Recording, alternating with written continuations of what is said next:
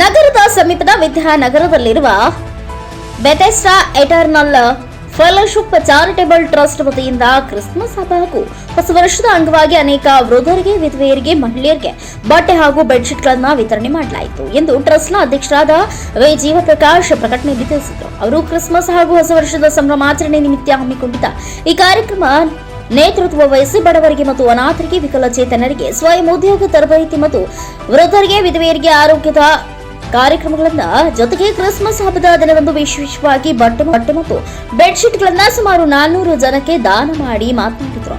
ಜೊತೆಗೆ ಅನ್ನ ಪ್ರಸಾದವನ್ನ ಏರ್ಪಡಿಸಿ ಇಲ್ಲಿ ಬಂದಂತಹ ಭಕ್ತಾದಿಗಳಿಗೂ ಆ ಯೇಸು ಪ್ರಭು ಆಯುಷ್ಯ ಆರೋಗ್ಯ ಕರುಣಿಸಲಿ ಎಂದು ಪ್ರಾರ್ಥಿಸಿದರು. ಬೆಥೆಸ್ಡಾ ಎಟರ್ನಲ್ ಫೆಲೋಶಿಪ್ ಟ್ರಸ್ಟ್ಗೆ ಸಹಾಯ ಮಾಡಿದ ಎಲ್ಲಾ ದಾನಿಗಳಿಗೆ ಧನ್ಯವಾದಗಳನ್ನ ಸಮರ್ಪಿಸಿ ದಾನಿಗಳಿಗೆ ದೇವರು ಸುಖ, ಶಾಂತಿ, ನೆಮ್ಮದಿ ಕೊಡಲಿ ಎಂದು ಈ ಸಂದರ್ಭದಲ್ಲಿ ದೇವರನ್ನ ಸ್ಮರಿಸಿದರು. ಈ ಸಂದರ್ಭದಲ್ಲಿ ನಗರಸಭೆ ಮಾಜಿ ಸದಸ್ಯರಾದ ಜಾನಕಿ ರಾಮಯ್ಯ, ವಿದ್ಯಾನಗರ ಹಿರಿಯರಾದ ಸೂರ್ಯನಾರಾಯಣ, ವೇಜ್ಯೋತಿ, ಮಂಜುನಾಥ್, ವಿದ್ಯಾನಗರ ಶ್ರೀನಿವಾಸ್, ವಿದ್ಯಾನಗರ ಸತ್ಯನಾರಾಯಣ ಸೇರಿದಂತೆ ಇನ್ನು ಅನೇಕರು ಉಪಸ್ಥಿತರಿದ್ದರು.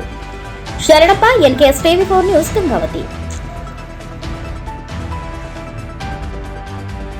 ನಾಡಿನ ಎಲ್ಲ ಜನರಿಗೂ ಹಾಗೆ ಮಾಧ್ಯಮ ಮಿತ್ರರಿಗೂ ನಮ್ಮ ಹೃದಯಪೂರ್ವಕ ಕ್ರಿಸ್ಮಸ್ ಶುಭಾಶಯಗಳು, ಹೊಸ ವರ್ಷ ಆರ್ಥಿಕ ಶುಭಾಶಯಗಳನ್ನು ತಿಳಿಸ್ತಾ ಈ ಒಂದು ಬೆಥೆಸ್ಡಾ ಎಟರ್ನಲ್ ಫೆಲೋಶಿಪ್ ಟ್ರಸ್ಟ್ ವತಿಯಿಂದ ಇವಾಗ 22ನೇ ವರ್ಷ ಆಚರಣೆಯನ್ನು ವಿದ್ಯಾನಗರ ಚರ್ಚ್ನಲ್ಲಿ ಒಂದು ಶ್ರೇಷ್ಠವಾದ ರೀತಿಯಲ್ಲಿ ಬಡ ಮಕ್ಕಳ ಕಾರ್ಯಕ್ರಮವನ್ನು ಹಮ್ಮಿಕೊಂಡಿದ್ದೀವಿ. ಎಷ್ಟೋ ಅದ್ಭುತವಾದ ರೀತಿಯಲ್ಲಿ ವೃದ್ಧರು, ವಿಕಲಚೇತನ್ಯರು ಹಾಗೂ ವಿಧವೆಯರು ಇವೆಲ್ಲ ಜನರಿಗೆ ಕೂಡ ಒಂದು ಒಳ್ಳೆಯ ಸೇವೆ ಸಲ್ಲಿಸುವಂತೆ ಈ ಕ್ರಿಸ್ಮಸ್ ಹಬ್ಬದ ಮುಖಾಂತರ ನಾವು ಒಂದು ಶ್ರೇಷ್ಠವಾದ ರೀತಿಯಲ್ಲಿ ಈ ಕಾರ್ಯಕ್ರಮವನ್ನು ಹಮ್ಮಿಕೊಂಡು ಬೆಳಗ್ಗೆ ನಾವು 10 ಗಂಟೆಯಿಂದ ಸುಮಾರು 2 ಗಂಟೆವರೆಗೂ ಕೂಡ ಈ ಕಾರ್ಯಕ್ರಮವನ್ನು ನಡೆಸಾಕ ಭಗವಂತನೆಷ್ಟೋ ನಮಗೆ ಸಹಾಯವನ್ನು ನೀಡಿದರು.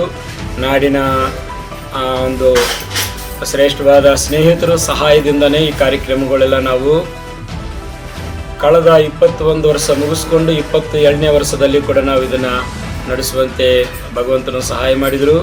ಅವರಿಗೆ ಹಲವಾರು ಕಾರ್ಯಕ್ರಮಗಳಲ್ಲಿ ನಾವು ಈ ವೃದ್ಧರಿಗೂ ಹಾಗೂ ಮತ್ತು ವಿಕಲಚೈತನ್ಯರಿಗೂ ಹಂಗೆ ವಿಡಿಯೋಸ್ಗೂ ಕೂಡ ನಾವು ನಮ್ಮ ಕೈಲಾದಷ್ಟು ಸಹಾಯವನ್ನು ಮತ್ತು ರಗ್ಗುಗಳನ್ನು, ಸ್ಯಾರೀಸು, ಈ ಥರ ಹಲವಾರು ಕಾರ್ಯಕ್ರಮಗಳಲ್ಲಿ ಅವರಿಗೆ ಸಹಾಯ ಮಾಡುವಂತೆ ಈ ಒಂದು ಜಾಗದಲ್ಲಿ ಕೂಡ ಒಂದು ಶ್ರೇಷ್ಠವಾದ ಊಟವನ್ನು ಕೂಡ ನಾವು ಈ ಥರ ನಾವು ಏರ್ಪಾಟು ಮಾಡಲಿಕ್ಕೆ ಆ ಭಗವಂತನು ನಮಗೆ ಒಳ್ಳೆಯ ಒಂದು ಅವಕಾಶವನ್ನು ಮಾಡಿಕೊಟ್ಟಿದ್ದರು.